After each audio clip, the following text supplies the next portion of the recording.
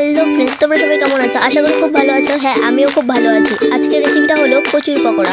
হ্যাঁ, কচুর পকোড়া তোমরা হয়তো সবাই খেয়েছো, তো এইভাবে খেয়ে দেখো, একবার খেলে বারবার খেতে ইচ্ছে করবে। সবার প্রথমে কচুটাকে ভালো করে কেটে নিতে হবে, ছুলিয়ে ভালো করে কেটে নিতে হবে।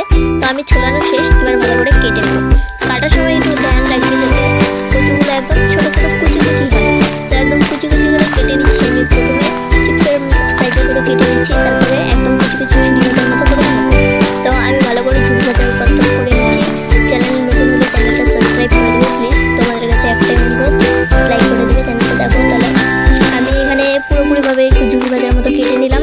তো এটাকে কেটে নেওয়ার পরও তোমার এখানে তোমার পরিমাণ মতো নুন দিয়ে দিতে হবে। তো নুনটা দেওয়ার পরে মনে রাখবে নুনটা একটু বেশি করে দেবে। তারপরে তুমি দিলে দিতেও পারো, নাও দিতে পারো। এখানে হালকা একটুখানি জল দেওয়ার পরে ভালো করে এটাকে মিক্স করে নিতে হবে। এরকম করে মিক্স করবে যাতে পুরোটা এখানে হয়ে যায়।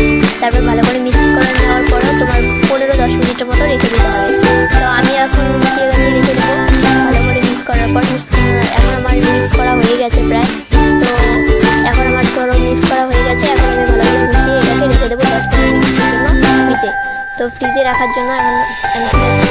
তো এখন এখানে আতপ চালটা পেস্ট করে নেবো। পেস্ট করে নেওয়ার পরে মনে রাখবে একদম পেস্ট করবে না, নাহলে কিন্তু পকোড়াটা ভালো করে মোড়মোড়ে হবে না।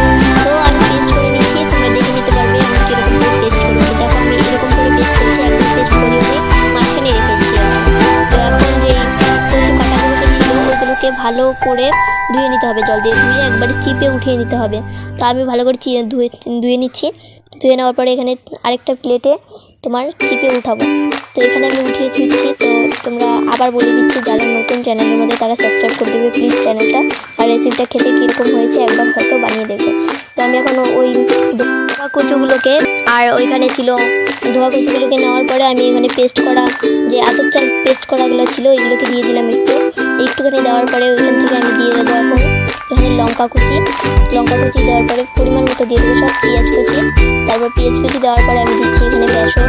তোমরা এটা অপশনাল, এটা তুমি দেওয়া দিতে চাইলে দিতেও পারো, না দিতে চাইলে নাও দিতে পারো, এটা অপশনাল। তো আমি বেসন দিয়ে দিলাম তাও। তো এখানে হলুদ গুঁড়ো দিয়ে দিলাম আর লঙ্কা গুঁড়ো দিয়ে দিলাম। তো এগুলোকে দেওয়ার পরে ভালো করে মিক্স করে নিতে হবে। তো একটুক্ষণ ভালোই কতক্ষণ মিক্স করে নিতে হবে। তো আমার এটা করা শেষ। তো এখন আমি তোমার পকোড়ার সাইজে একটা প্লেটের মধ্যে উঠিয়ে রাখছি। তো যতক্ষণ পকোড়ার সাইজে আমি প্লেটের মধ্যে উঠিয়ে রাখছি, তোমাদেরকে আবার বলছি যারা নতুন আছে চ্যানেলের মধ্যে তারা প্লিজ চ্যানেলকে সাবস্ক্রাইব করে দেবে। তো আমি এখন কড়াতে তেল দিয়ে দিয়েছি। তেল দিয়ে দেওয়ার পরে একটু ঠান্ডা তেল আর একটু গরম তেল মিক্স করে দেবে, ঠিক আছে? তো এটা দিয়ে দেওয়া হয়ে গেছে। আমার কড়াটা ভালো করে একটু গরম হয়ে গেছে। গরম হওয়ার পরে আমি এখন পকোড়াগুলোকে আস্তে আস্তে এখানে দিয়ে দেবো। তো এখন আমি পকোড়াগুলোকে আস্তে আস্তে দিয়ে দিচ্ছি।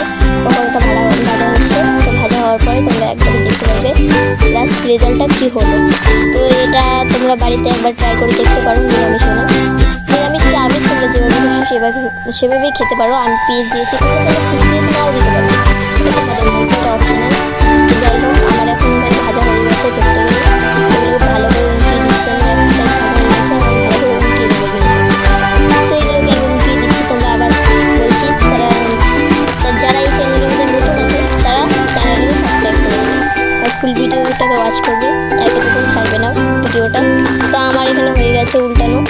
দেখো লাস্ট রেজাল্টটা এখানে এখন হয়ে গেছে। এখানে নামিয়ে ফেলবো আমি। তো নামিয়ে দিচ্ছি আমি এখন। আমার প্রায় নামানো হয়ে গেছে। লাস্ট রেজাল্টটা তোমরা দেখতেই পাচ্ছ কীরকম হয়েছে। চলো খেয়ে দেখা যাক কীরকম হয়েছে।